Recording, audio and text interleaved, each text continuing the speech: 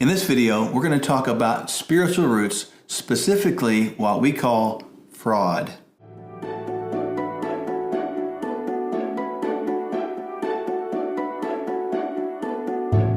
So just so you understand, when a root gets in your life, that root is something that draws energy away, it draws nutrients in, it's anchored there. The thing about a root, it reproduces. And I know you've experienced this idea of having a root in your yard where you just cut it off and you go back months later and that thing has sprouted other stalks up or roots. Those things are called radicals. Crazy word, but that's what they mean. And those radicals get in our life through that fear, resentment, anger, unforgiveness, and disappointment. And we begin to get wrapped up in those roots, and it shields us from other people and other things. And in this day and age of social media where we're not really connecting with anyone, we hide behind things. We're afraid to reveal who we really are. And these roots get in our lives and they stop us from becoming everything we're supposed to be. They make us do things we wouldn't really do. They make us try to become things that we really don't want to become. They make us really act out things we never wanted to act out. And Dr. Michele, truly, when we are living this idea of fraud, we are backed into a corner and nobody knows who we are because we're like wearing a mask. Yeah. It starts with fear. Fear is false evidence appearing real. You stop to think about that. A lot of the things that we're afraid of aren't even real. And then this fear, it moves us to resentment. We start to resent what we're afraid of, that we don't really even know what we're afraid of.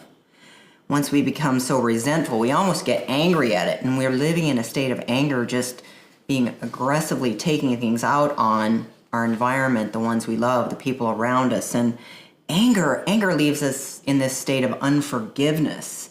Even though unforgiveness isn't a word that you'll find in Webster's dictionary, unforgiveness, as we all know, is real, and it comes with a cost.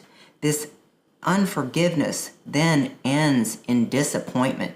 Now, how many of you actually know that feeling of despair and deep disappointment? It's like a depression that you can't get past. You just have this thing called despair. There's no anxiety pill or antidepressant. There's no Prozac deficiency that will absolve that despair or disappointment except for evaluating those spiritual roots of sickness and disease that we call fraud.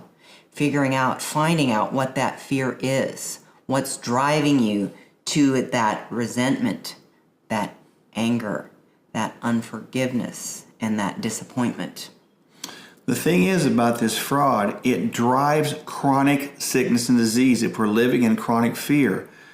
An example of that is blood pressure issues, heart issues, type 2 diabetes, fatigue. All of these things are driven because of internal and even external fears.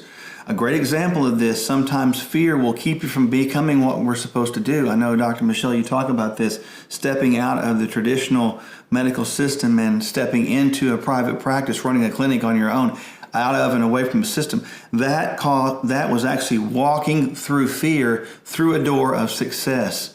So we want to encourage you to not let this fraud begin to mask who you are. Get rid of the fear, get rid of the resentment, let go of the anger, forgive who you need to forgive, and don't live in disappointment. And then you'll become all you need to become, and you'll be well for life.